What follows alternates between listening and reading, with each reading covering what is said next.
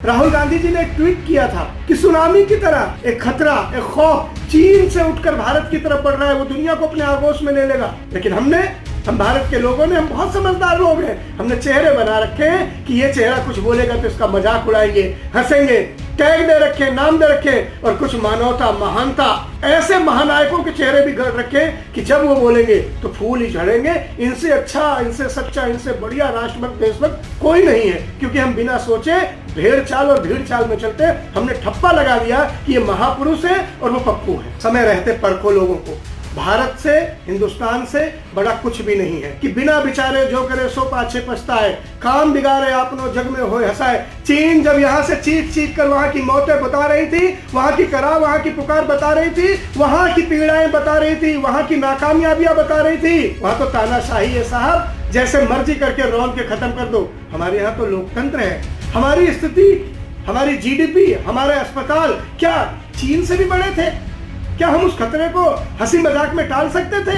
क्या हमें राहुल गांधी जी की बात को सीरियस लेकर चुनौतियों से तैयारियां नहीं करनी चाहिए थी? क्या सभी एयरपोर्ट को सील करके, लॉक करके सबकी स्क्रीनिंग नहीं की जानी चाहिए थी? और रात को 8 बजे आप आते हैं, और जब आप 8 बजे आते हैं, सच बता रहा हूँ, पता नहीं लोग बोलने की हिम्मत करेंगे या नहीं करेंगे, हम डर जाते हैं, खौफ में हो जाते हैं, क्योंकि पुराना तजुर्बा ऐसा ही रहा है। तुम्हारे बोलने की बेताबी कितनी गंदी है, कभी नोटबंदी का कहर, कभी शहरबंदी है। ये तालाबंदी भी उसी का नतीजा है। आखिर मौत गरीब के हिस्से ही आएगी, बाहर कोरोना, घर में भूख निकल जाएगी। आज सड़कों पर कोहराम है, यूं लगता है 1947 का बंटवारा देख रहे हैं हम।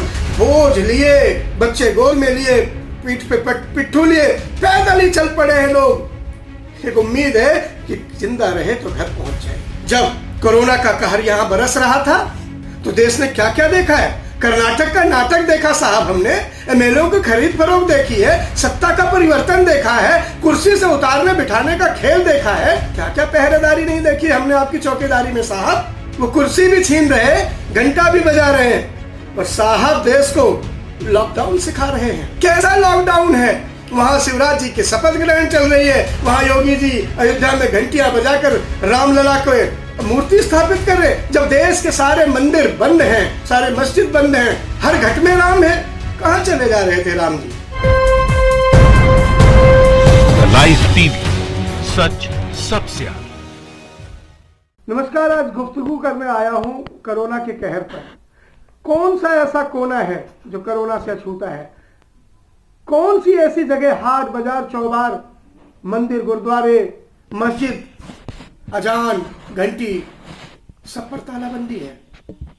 खौफ घरों में घर करके दिलों तक बैठ गया है। हर रात सोने से पहले अगली सुबह होगी या नहीं होगी, ये पूरा परिवार चिंतन मंथन कर रहा है। हर आने वाला की शक्ल किसी कोरोना जैसे दिखने लगी है कि ये छू लेगा, फिर मैं बचूंगा या नहीं बचूंगा। कितनी दूर है हमसे चीन, कितनी दूर है, हमारी सरहदें लगती हैं उससे। चीन में जो सड़क पर तड़प तड़प कर लोग मर रहे थे, वहां पर क्या हालात हुई थी। कितना बड़ा राक्षस वुहान से निकला था और धीरे धीरे उसने अपना कद बढ़ाते बढ़ाते पूरी दुनिया को अपने घेरे में ले लिया। पूरी दुनिया आज उसकी जद में है, गिरफ्त में है, मानवता खतरे में, इंसानियत खतरे में है। और पड़ोस में चीन था, उसने चेताया भी, लेकिन हम तैयारियों में नहीं थे। कितने हवाई जहाज उड़े, कितने लाखों लोगों को लेकर इस बीच उड़े होंगे, कितनों को लेकर हवाई जहाज अंदर आए। कहां हुई स्क्रीनिंग? कहां पकड़े गए लोग? कहां हुई चेकिंग? कहां जागे थे हम? हमसे ऊंची कुर्सी पर बैठे हैं आप, हमसे ज्यादा समझदार भी होंगे आप। समझदारी कहां थी आपकी? कहां थी आपकी चौकीदारी? ये सवाल उठता है, हिंदुस्तान पूछता है। आज शहर की हालत देख लो, दुनिया की हालत देख लो। मैंने एक शेर लिखा कि तेरा शहर शमशान जैसा दिखने लगा है। तेरा शहर शमशान जैसा दिखने लगा, आदमी घर से निकलने से डरने लगा। आज घर से नहीं निकल रहे हम। राहुल गांधी जी ने एक ट्वीट किया था 12 मार्च को कि सुनामी की तरह एक खतरा, एक खौफ चीन से उठकर भारत की तरफ बढ़ रहा है, वो दुनिया को अपने आगोश में ले लेगा। लेकिन हम भारत के लोगों ने, हम बहुत समझदार लोग हैं, हमने चेहरे बना रखे हैं कि ये चेहरा कुछ बोलेगा तो इसका मजाक उड़ाएंगे, हंसेंगे, टैग दे रखे, नाम दे रखे और कुछ मानवता, महानता के ऐसे महानायकों के चेहरे भी गढ़ रखे कि जब वो बोलेंगे तो फूल ही झड़ेंगे। इनसे अच्छा, इनसे सच्चा, इनसे बढ़िया राष्ट्रभक्त देशभक्त कोई नहीं है, क्योंकि हम बिना सोचे भेड़ चाल और भीड़ चाल में चलते हैं। हमने ठप्पा लगा दिया कि ये महापुरुष है और वो पप्पू है। समय रहते परखो लोगों को, भारत से, हिंदुस्तान से बड़ा कुछ भी नहीं है। और मैं तो कहता हूं कि बिना विचारे जो करे सो पाछे पछताए, काम बिगाड़े आपनो जग में होए हंसाए। चीन जब यहां से चीख चीख कर वहां की मौतें बता रही थी, वहां की कराह, वहां की पुकार बता रही थी, वहां की पीड़ाएं बता रही थी, वहां की नाकामयाबियां बता रही थी, वहां तो तानाशाही है साहब, जैसे मर्जी करके रौंद के खत्म कर दो। हमारे यहां तो लोकतंत्र है। हमारी स्थिति, हमारी जीडीपी, हमारे अस्पताल क्या चीन से भी बड़े थे? क्या हम उस खतरे को हंसी मजाक में टाल सकते थे? क्या हमें राहुल गांधी जी की बात को सीरियस लेकर चुनौतियों से तैयारियां नहीं करनी चाहिए थी? क्या सभी एयरपोर्ट को सील करके, लॉक करके सबकी स्क्रीनिंग नहीं की जानी चाहिए थी? और रात को 8 बजे आप आते हैं, और जब जब आप 8 बजे आते हैं, सच बता रहा हूं, पता नहीं लोग बोलने की हिम्मत करेंगे या नहीं करेंगे, हम डर जाते हैं, खौफ में हो जाते हैं, क्योंकि पुराना तजुर्बा ऐसा ही रहा है। तुम्हारे बोलने की बेताबी, तुम्हारे बोलने की बेताबी कितनी गंदी है। कभी नोटबंदी का कहर, कभी शहरबंदी है। ये तालाबंदी भी उसी का नतीजा है। तालाबंदी करने से पहले आप सोच लेते, एक मिनट विचार कर लेते कि पूरे देश में जो तालाबंदी आज 12 बजे से लागू है भाई और बहनों, इस भाई और बहनों को करने से पहले आप सोच लेते कि इस कोने से कन्याकुमारी से लेकर कश्मीर तक, अटक से लेकर कटक तक, बीच में कितने प्रवासियों की जान आफत में पड़ जाएगी आपके ये कहने से भाई और बहनों आज 12 बजे के बाद।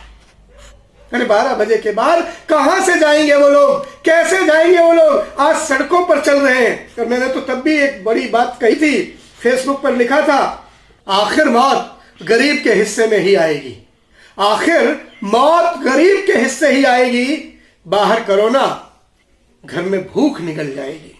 आज वही हो रहा है।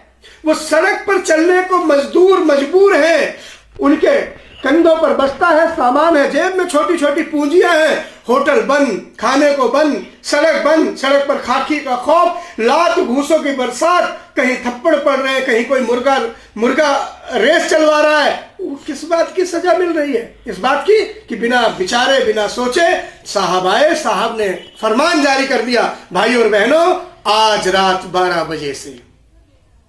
आपका बहुत ऊंचा कद है, आपका बहुत ऊंचा नाम है, आप सबसे बड़े लोकतंत्र के मसीहा हैं, हम सब आपका नमन करते हैं, सम्मान करते हैं, लेकिन आपको भी गरीब की और गरीबी का हालात देखना चाहिए था, लोगों की मजबूरी को समझना था। और आप देखिए ना सड़कों पर क्या आलम है। बहुत सारी वीडियो, बहुत सारी चीजें, बहुत सारे चैनल बता रहे हैं। आज उन दृश्यों को देखकर रोंगटे खड़े हो जाते हैं साहब। एक विकलांग, केशव भारद्वाज फरीदाबाद के एक पत्रकार है, उन्होंने लिखा, एक विकलांग अपने पहिए वाली गाड़ी पर ही चल पड़ा है मध्य प्रदेश की ओर। वो तस्वीरें देखकर आंखों में आंसू और रोंगटे खड़े हो गए साहब। मजबूर मजदूर मशहूर हो गया। अरे साहब तेरे राज में वो चूर चूर हो गया। सोचो ना उनका।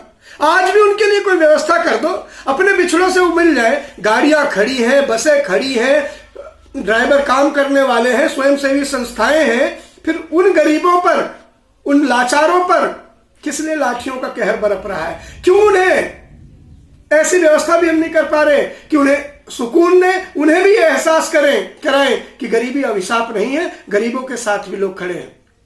विदेश में फंसे अमरीकी हैं, ईरानी हैं, चाइना, जापान, कहां हमारे लोग गए हैं, उनको उठाने के लिए एयरलिफ्ट है हमारे पास।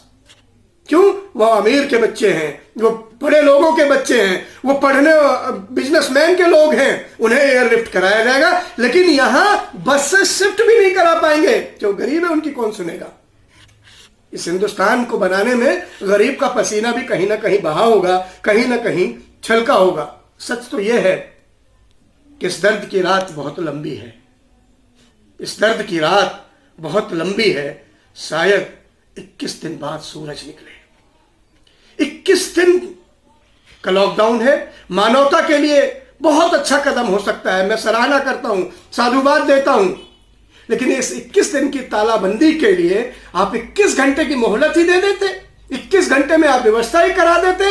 21 घंटे में इधर से उधर पूरा भारत नापा जा सकता था, जिसे जहां पहुंचना था पहुंचाया जा सकता था, जिसको जो सुविधा दी जानी चाहिए थी दी जा सकती थी। आज सड़कों पर कोहराम है, यूं लगता है 1947 का बंटवारा देख रहे हैं हम। बोझ लिए, बच्चे गोद में लिए, पीठ पे पिट्ठू लिए, पैदल ही चल पड़े हैं लोग। एक उम्मीद है कि जिंदा रहे तो घर पहुंच जाएंगे। साहब, इतनी वेदना, इतनी तड़प, इतनी मजबूर क्यों कर दिया गया है? बस इसलिए कि वो गरीब हैं। और इसी देश में जब आप लॉकडाउन की बात कर रहे थे, जब कोरोना का कहर यहां बरस रहा था, तो देश ने क्या क्या देखा है? कर्नाटक का नाटक देखा साहब हमने, एमएलए की खरीद फरोख्त देखी है, सत्ता का परिवर्तन देखा है, कुर्सी से उतारने बिठाने का खेल देखा है।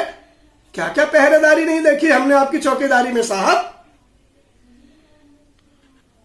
वो कुर्सी भी छीन रहे, घंटा भी बजा रहे हैं। वो कुर्सी भी छीन रहे, घंटा भी बजा रहे हैं, और साहब देश को लॉकडाउन सिखा रहे हैं। कैसा लॉकडाउन है? वहां शिवराज जी की शपथ ग्रहण चल रही है, वहां योगी जी अयोध्या में घंटियां बजाकर रामलला को मूर्ति स्थापित कर रहे, जब देश के सारे मंदिर बंद हैं, सारे मस्जिद बंद हैं। आपकी बात उन्हें योगी जी को भी मान लेनी चाहिए थी। राम जी तो हमारे ही है, हमारे कण-कण में है, हर घट में राम है। कहां चले जा रहे थे राम जी?